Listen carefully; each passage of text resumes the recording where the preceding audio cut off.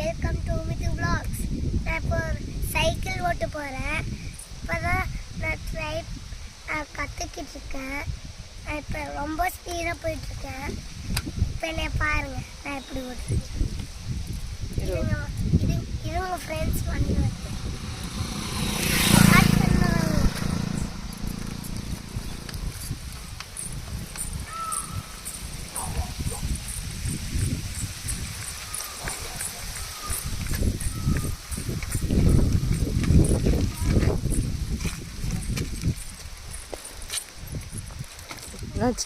Friends இது வந்து வளர்த்துது, அதனால காலை எடுத்து ஓட்டுறேன்.